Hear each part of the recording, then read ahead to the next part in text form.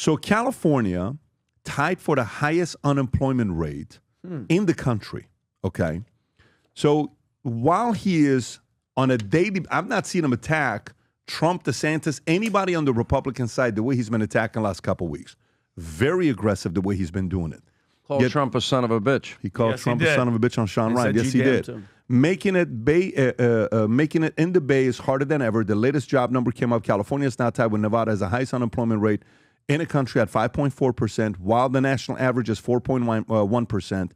Rob, if you have the clip, is this it? Go ahead and play this clip. Go ahead and play this clip. Job numbers show California is now tied with Nevada for the highest unemployment rate in the country. The state's unemployment rate went up slightly over the past month to 5.4%, but that is still above the national average. You're seeing it right here at 4.1%. Okay, so with the comments he's making on Sean Ryan, President Trump, son of a bitch, all this other stuff he's doing, calling out Florida's number one for this. Rob, if you want to go on Twitter, the one tweet that I put, if you can go to the one that I put up, Rob, where he reacts to DeSantis. He's trying to call out DeSantis right there. Zoom in a little bit on his tweet, and then, so he says Florida at the bottom. I'm going to read his first. Florida, 51 in mental health care, number one in home insurance costs, number one in elder fraud, all right? And then go above it. California, number one in taxes, number one in homelessness, number one in outbound migration, number one in gas prices, but he's taking the focus off of California on Florida. Well, now you could add to your list number one and the highest unemployment rate in the country. That's right. And that was a day before that announcement was made. Did you watch when I had DeSantis debate? Of course. Oh, okay, so all I did in that debate was put up, here's schools number one in Florida, here's schools in California at the bottom, right? Here's crime here. And I was very meticulous in my research. If I got one thing wrong, I was going to get the crap kicked out of me. I kept putting it up. Taxes, crime, quality of life, all of this, homelessness, put it all up there. They were pissed at the end of Who's they? His whole team. I can imagine. Who was facts hurt? Newsom. Gavin? Oh, yeah, behind the scenes, they were furious. So Because he got destroyed? I don't know if he got destroyed, though, guys. I mean, you remember we watched this, and the way... his ability to spin. Okay, but the numbers speak for itself. Yeah. You think about this. I think he does want to run. That's my guess. Look, he can be very, very charming in person. If he was in this room, he would schmooze you. Part of you would say, reluctantly, you would even like him. However, the numbers are going to dictate. His policies will be what is his demise. His record will be his demise. He has to defend, being a sanctuary state, sanctuary city. How many, who are the names of the people that were murdered and raped and victims of violent crime in California under his sanctuary state policies? He's going to have to answer for all of that. And, right now he's not being held accountable. It was that was fun to do. I by the way, do you think was a good strategic move on DeSantis to do it? Big time. You think so? Yeah, I thought he did very well. I really did. But do you think it was a good move? Because he was in the competition. Newsom was not. So it brought more positive attention to Newsom. DeSantis didn't need to do it. Newsom needed this to be done. I think Ron has been a great governor for the state of Florida. I fully agree. I think he's crushed it. I think that he has a bright future. I don't know what that is. You think he's got the goodies at the highest level? I don't know. He's a young guy. I mean, he's got time. He's got time. Look, I do think there's going to be. I don't really want to talk too much about it. Democrats are in such disarray because now it's Mamdani and it's AOC and the squad and Grandpa Bernie and Pocahontas, and they're all killing each other. Right. And nobody will stand up to the radicals in their party. But I do think there are distinct differences. You referred to some of them earlier between in the MAGA movement. I don't think we're really going to discuss that until after the 26 midterms.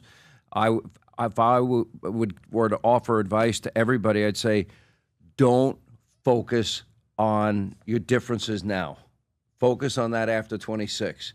Because I do think there is an isolationist wing, in the MAGA movement. Okay, I'm not part of that. Yeah. I don't agree with that. I think there are, I hear some comments about Israel that I find very troubling. I don't like that either. I think I kind of am really I think more aligned with Trump than some people that claim to be aligned with Trump.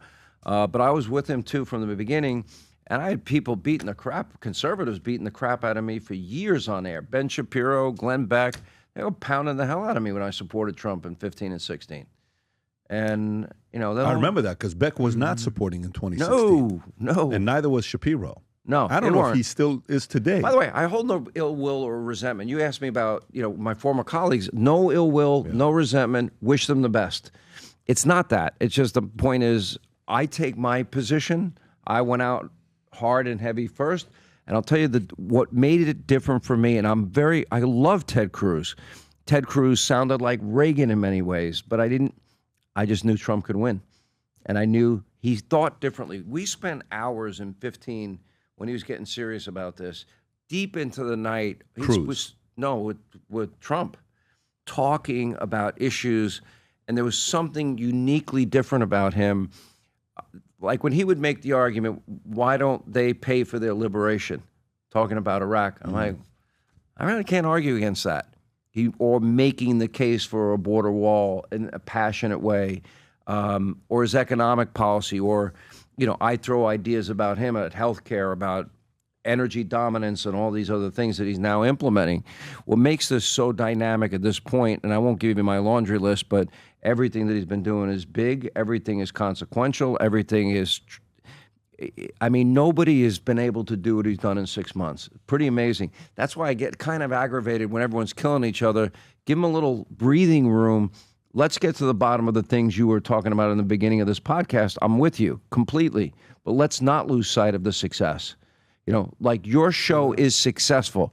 If you have one bad episode or one bad guest or somebody that says something stupid, is that what you want the focus to be on? The only thing is, if they make a promise on my behalf and I don't get ahead of it, I'm the leader. Everything rises and falls on me. Mm-hmm. That is my only call out. So if he goes and makes a promise on my behalf, he already knows we've had those conversations. He already told me you're giving me $1 million. I'm coming here today. Yeah, I said sure. I heard that. And you're giving me $2 million with your $500,000 that you got and the money that you made. So we're going back to that. The numbers keep changing. You brought that up. I don't even get paid. I'm here for the comments. I'm getting text messages from guys saying I got to get you out. I don't know where you got to go. I would have another hour conversation. You know what the problem is? I have to do 3 hours of radio, and then I have my TV show, and I have other interviews I'm doing today. But, I listen, thank you for having me. Thank you for the times you come on my show.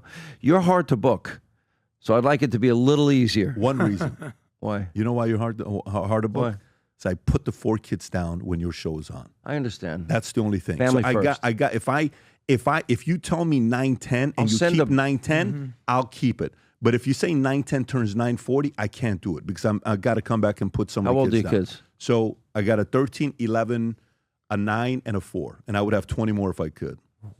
What? Hands down. Elon Musk Jr. Oh, I would have 40. If I come home, they're running up to me, I'd have 40 kids. But we're living in different times. Seriously? Hands down. I'm not even kidding. I want that discussion. We got to have that. Oh. I have my podcast. I'd love to have all of you come on together. Would love to. Yeah. Well, listen, you're down here. We'll do more of this. We'll do more of this. No, I thank you for having me. Thanks for being so gracious. And we appreciate you as well. It. Congrats, all of you. This guy. Rob is no joke. Watching this guy work, man. Rob is no joke. This is serious, kick-ass, internet play here. Oh, he's awesome. In real time. He's a great guy. He's a great guy. We feel the same way. The Vault Conference, September 8th through the 11th. Nearly 12,000 people will be coming this year, but we have 3 guest speakers that I'll be announcing here to you, and it's going to be massive. And they're all intentionally invited for different reasons. This was all intentional, and there's going to be a handful of massive announcements being made at the Vault Conference. If you're somebody that's running a business owner, the great thing about the Vault is you'll be having a conversation with somebody at the event, and you just run into them at the store, and they're an aspiring entrepreneur. Then you go to talk to somebody else that they're an executive of a Fortune 500 company. Then you go talk to somebody else who just exited their company and sold it for $700 million. Then you go talk to somebody else that's still with a big private equity company that's trying to deploy hundreds of millions of dollars. Then you go talk to somebody else from Goldman Sachs that's a money manager. The types of people. Then you go talk to somebody else that's a podcaster, YouTuber, that you recognize their faces. The types of people that show up to the Vault makes it a reason why this is becoming a number one business conference in America, that you go to actually get strategies that you leave, you implement, you can win in life, business, all of it combined together. So the 3 speakers that we have are the following. Number 1 speaker, For me, you guys know I'm a big fan of the movie Air, and you guys know I'm a big fan of anybody that's a strong negotiator that's done some of the biggest deals ever. We were able to get David Falk, Michael Jordan's agent, manager, who signed the Nike deal, who, by the way, in 1982, he was the first person to sign a multi-million-dollar deal for James Worthy. He was the first agent to sign a $100 million deal with Alonzo Mourning. Michael Jordan gives him so much credit. I can't wait to sit down and talk to him. He was one of the most entertaining characters in the movie Air, story of Michael Jordan. Number 2 speaker that we'll have at the Vault Conference is the OG content creator, brand person, influencer, who became a billionaire in 1999, who understood what it looked like to be in front of a camera. Martha Stewart will be at the Vault Conference. What? So Martha Stewart will be at the Vault Conference. We're excited about that. She had one of the best documentaries that everybody talks about, and I'll be sitting down with her, interviewing her at the Vault Conference. A lot of you fellas that want to bring your wives down, just let them know Martha Stewart's going to be there. They're going to want to come and hear and see what she has to say. And then last but not least, the keynote speaker at the Vault Conference that won't be speaking for 30 minutes, not 45 minutes, not an hour, not an hour and 50 minutes. For 2 hours, the one and only Tony Robbins will be at the Vault Conference. Tony Robbins will be at the Vault Conference. So we're excited about that. This is a very, very big deal because there will be multiple big announcements being made there. Some of you guys are going to get a chance to meet the guests that are going to be there. Having said that, Rob, you can play the clip here right now. If you haven't been to the conference, if you haven't yet registered, go to the Vault Conference, get registered, get your ticket, bring your spouse, bring your partner, bring your other employees and executives with you. Come spend 3.5 days with us at the Gaylord Orlando. And at the end of the event, the people that get CEO tickets, we're shutting down Universal Studios.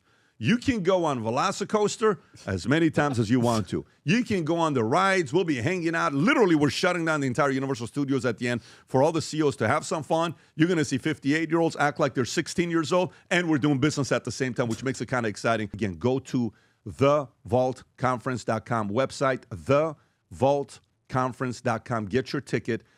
This is by far the most important time for you to not go through this process by yourself. Come network with nearly 12,000 people in one room and take your business and your life to the next level. Cannot wait to see you there. If you enjoyed this video, you want to watch more videos like this, click here. And if you want to watch the entire podcast, click here.